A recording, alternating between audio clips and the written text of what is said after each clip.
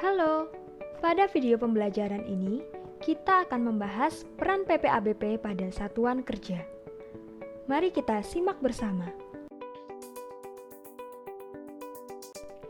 Petugas Pengelola Administrasi Belanja Pegawai atau kerap disingkat PPABP adalah pembantu kuasa pengguna anggaran yang diberi tugas dan tanggung jawab untuk melaksanakan pengelolaan administrasi belanja pegawai pada satuan kerja, yaitu penatausahaan, pelaporan, dan pertanggungjawaban. Sementara, belanja pegawai adalah kompensasi kepada pegawai sebagai imbalan atas pekerjaan yang telah dilaksanakan dalam rangka mendukung tugas dan fungsi unit organisasi pemerintah. Tugas PPABP meliputi melakukan pencatatan data kepegawaian secara elektronik dan/atau manual yang berhubungan dengan belanja pegawai secara tertib, teratur, dan berkesinambungan. Melakukan penatausahaan semua tembusan surat-surat keputusan kepegawaian dan semua dokumen pendukung lainnya dalam dosir setiap pegawai pada satuan kerja yang bersangkutan secara tertib dan teratur.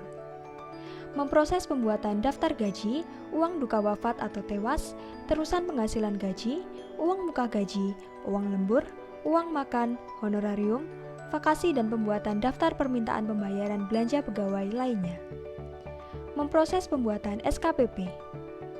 Memproses perubahan data yang tercantum pada surat keterangan untuk mendapatkan tunjangan keluarga setiap awal tahun anggaran atau setiap terjadi perubahan susunan keluarga.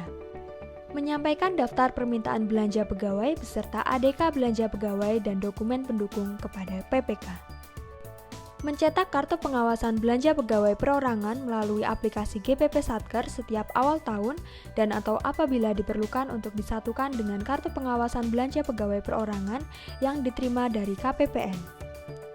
Dan tugas-tugas lain yang berhubungan dengan penggunaan anggaran belanja pegawai.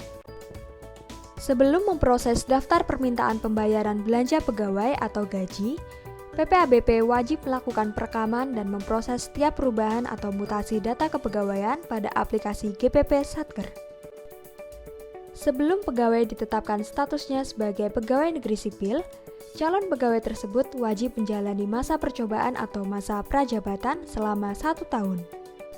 Pada masa prajabatan, CPNS berhak atas gaji CPNS yang dibayarkan setelah yang bersangkutan melaksanakan tugas berdasarkan surat pernyataan melaksanakan tugas. Untuk pengangkatan CPNS, PPABP perlu merekam data pegawai sesuai dengan SK CPNS, merekam data keluarga sesuai surat keterangan untuk mendapatkan tunjangan keluarga, merekam SK CPNS, dan merekam surat pernyataan melaksanakan tugas. CPNS dapat diangkat menjadi PNS apabila telah memenuhi persyaratan yang ditentukan. Pengangkatan CPNS dilakukan oleh pejabat pembina kepegawaian dengan surat keputusan. Atas pengangkatan sebagai PNS, PPABP perlu merekam perubahan status kepegawaian menjadi PNS dan merekam SK PNS.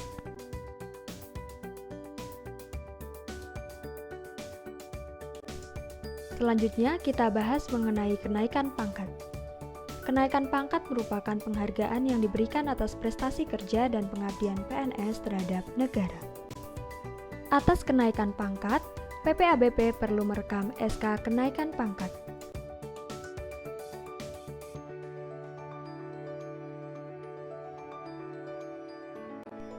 Kenaikan gaji berkala adalah kenaikan gaji yang diberikan kepada pegawai negeri sipil yang telah mencapai masa kerja golongan yang ditentukan untuk kenaikan gaji berkala dengan penilaian pelaksanaan pekerjaan dengan nilai rata-rata sekurang-kurangnya cukup.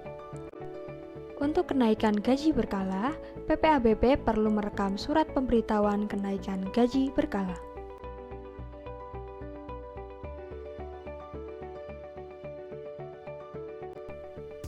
Pengangkatan pegawai negeri sipil dalam suatu jabatan struktural maupun fungsional dilaksanakan berdasarkan prinsip profesionalisme sesuai dengan kompetensi dan prestasi kerja.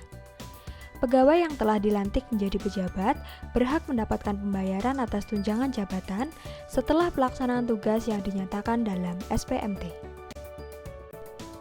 Terkait adanya promosi tersebut, PPABP perlu merekam SK jabatan, merekam surat pernyataan pelantikan, dan merekam surat pernyataan melaksanakan tugas.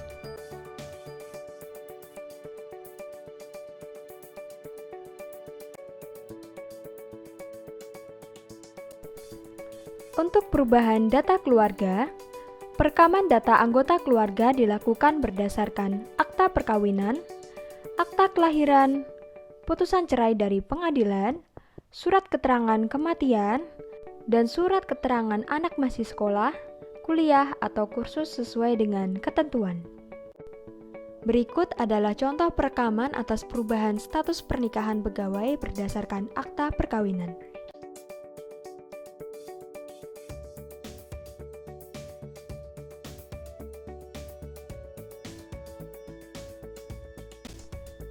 Mutasi pegawai dalam organisasi merupakan suatu hal yang lumrah terjadi dalam rangka peningkatan kinerja pegawai.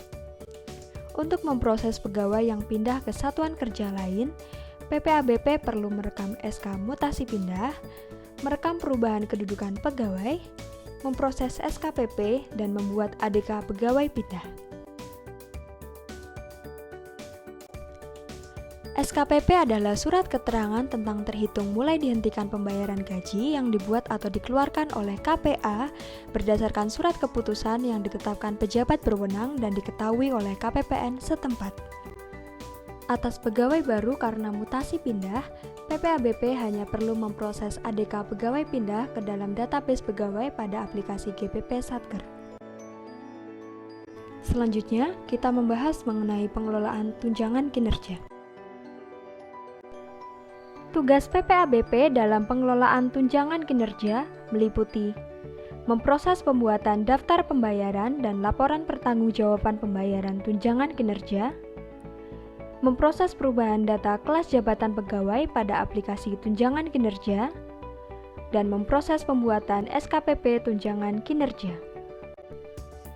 Permintaan dropping tunjangan kinerja satuan kerja disampaikan ke kantor pusat unit eselon 1 paling lambat tanggal 20 sebelum bulan pembayaran.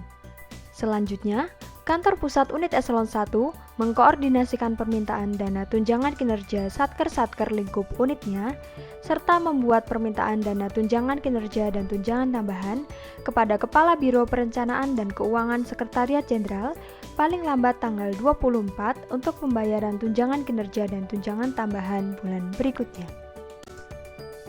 Laporan pembayaran dan pertanggungjawaban atau kerap disingkat LPP adalah laporan realisasi penerimaan dan pengeluaran atas dana tunjangan kinerja dan tunjangan tambahan.